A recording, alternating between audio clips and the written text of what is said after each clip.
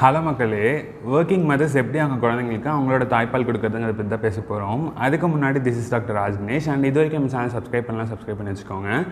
Exclusive breast feeding இது ஒரு பவர்ஃபுல்லான வேர்ட். இதுக்கான மீனிங் என்ன அப்படின்னா, குழந்தை பிறந்து டே 1லேருந்து அதோட வயசு 6 மாதம் ஆகிற வரைக்கும் அதுக்கு தாகம் எடுத்தாலோ விக்கல் வந்தாலோ இல்லை புறை ஏறினாலோ அந்த மாதிரி எந்த விஷயங்களுக்கும் நம்ம வந்துட்டு தாய்ப்பால் தவிர வேறு எதையும் யூஸ் பண்ணக்கூடாது. தண்ணி கொடுக்குறதோ மாட்டுப்பால் கொடுக்குறதோ ஆகவே ஆகாது. ஏன்னா தண்ணிலையும் சரி அண்ட் மாட்டுப்பாலையும் சரி இருக்க சப்போஸ் கிருமிகள் இருந்துச்சுன்னா அதை எதிர்த்து போராடுற அளவுக்கு இம்யூனிட்டி வளர்ந்துருக்குமா அப்படின்னு சொல்லிட்டு கேட்டிங்கன்னா கிடையாது. அதனால தான் டைரக்ட் பிரெஸ்ட் ஃபீடிங்கை வந்துட்டு மொதல் 6 மாதத்துக்கு நம்ம என்கரேஜ் பண்ணுறோம். சப்போஸ் ஒருத்தவங்க வந்துட்டு ஒர்க்கிங் மதராக இருக்காங்க, அவங்களுக்கு மெட்டர்னிட்டி லீவு 6 மாதம் கிடைக்கிது அப்படின்னு வச்சுக்கலாம். 6 மாதத்துக்கு அப்புறமும் பிரெஸ்ட் மில்க்கு கொடுக்கணும் ஆசைப்பட்டாங்கன்னா தட் இஸ் வெரி குட். நம்ம அதை என்கரேஜ் தான் பண்ணணும்.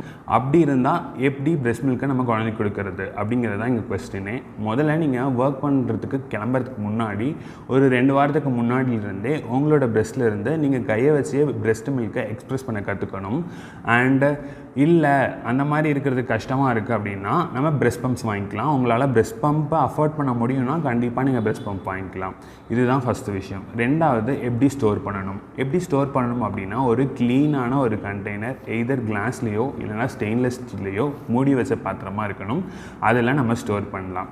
எப்படி ஸ்டோர் பண்ணணும் அதுக்கு தான் 3வது கொஸ்டின். எப்படி ஸ்டோர் பண்ணணும் அப்படின்னா, நம்ம ரூம் டெம்பரேச்சர்லேயே வச்சுருக்கோம் அப்படிங்கிற பட்சத்தில் ஒரு 4 to 6 hours நம்மளோட ரூமில் நார்மல் டெம்பரேச்சர்லேயே வச்சுக்கலாம்.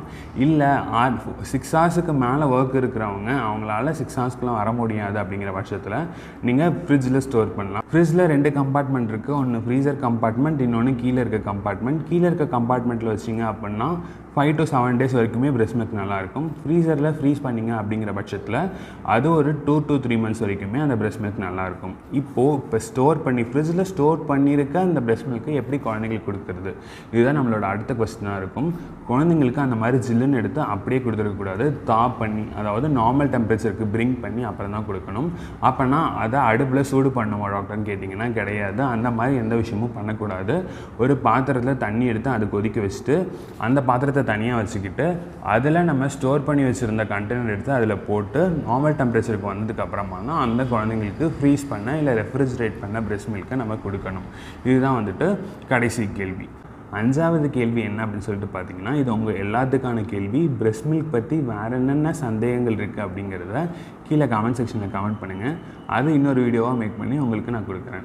அண்ட் இதே மாதிரி வேறு ஏதாவது சந்தேகங்கள் இருந்தாலும் கீழே கமெண்ட் பண்ணுங்கள். தேங்க்யூ.